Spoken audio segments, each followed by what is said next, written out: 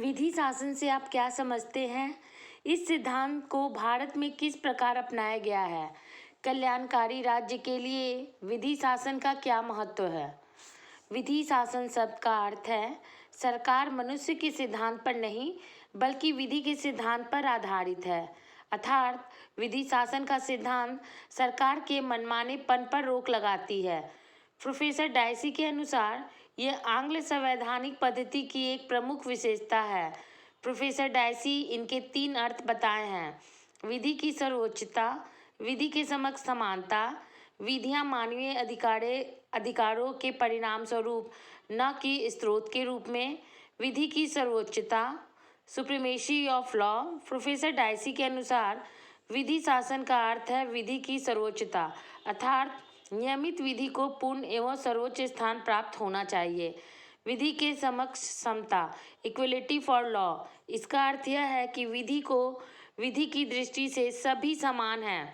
सभी के ऊपर, चाहे वह कितनी भी बड़ा पद धारण किए हो या प्रभावशाली हो, समान रूप से विधि लागू होगी तथा कोई भी व्यक्ति यदि विधि के विरुद्ध कोई भी कार्य करे तो उसे समान रूप से दंडनीय बनाया जाए। विधि की भावना की प्रबलता।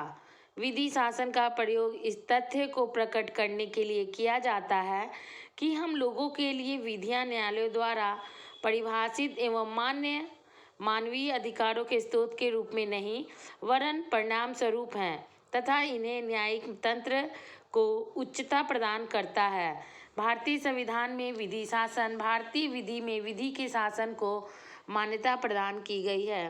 भारत में संविधान की सर्वोच्चता है तथा संविधान की प्रस्तावना में ही विधि शासन की संकल्पना का उल्लेख है, जहां पर यह कथन किया गया है कि हमारा उद्देश्य भारत में नागरिकों को सामाजिक, आर्थिक और राजनीतिक न्याय, पारिस्थितिकी, अवसर की समानता, भ्रातृत्व तथा व्यक्ति की गरिमा को सुरक्षित रखना है।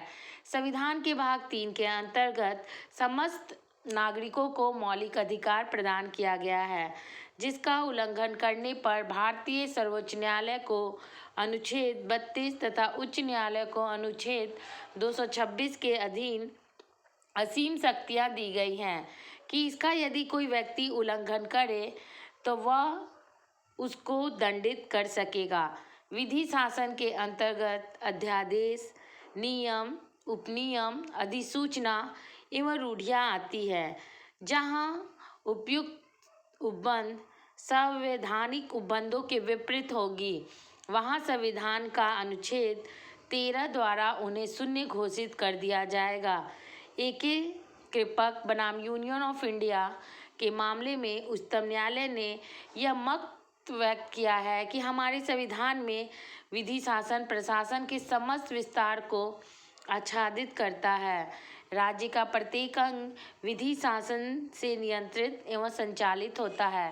केशवानंद भारती बनाम केरल राज्य के मामले में उच्चतम न्यायालय ने अभी निर्धारित किया है कि विधि शासन भारतीय संविधान के आधारभूत संरचना का एक महत्वपूर्ण और अपरिहार्य पहलू है तथा इसे संसद द्वारा भी संविधान के संशोधन करके समाप्त नहीं किया जा सकता है।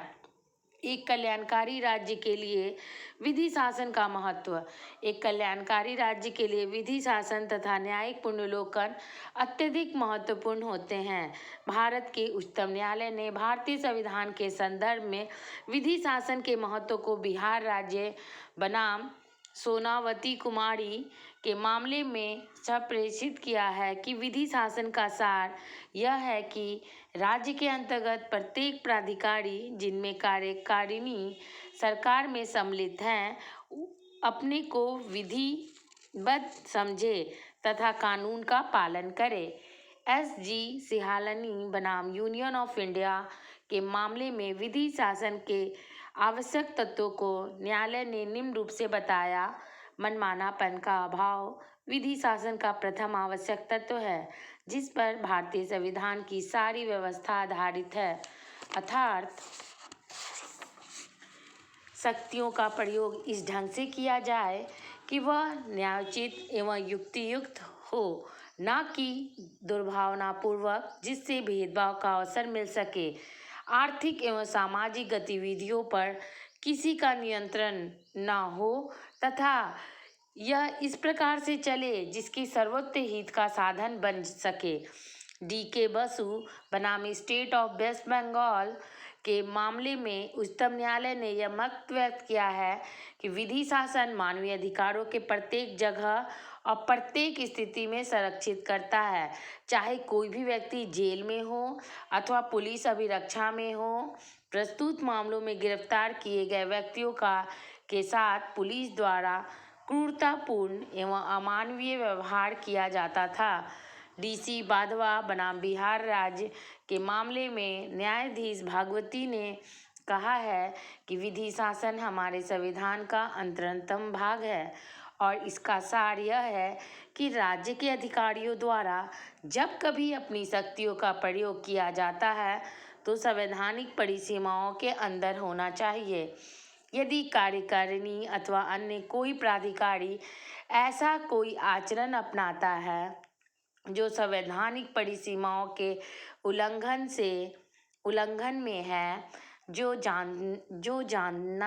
जनता के लिए अहितकारी या अकल्याणकारी हो या उससे किसी विधिक अधिकारों से वंचित किया जा रहा हो, तो वह अनुच्छेद 32 द्वारा उच्चतम न्यायालय में यह अनुच्छेद 226 के अंतर्गत उच्च न्यायालयों में चुनौती दे सकता है।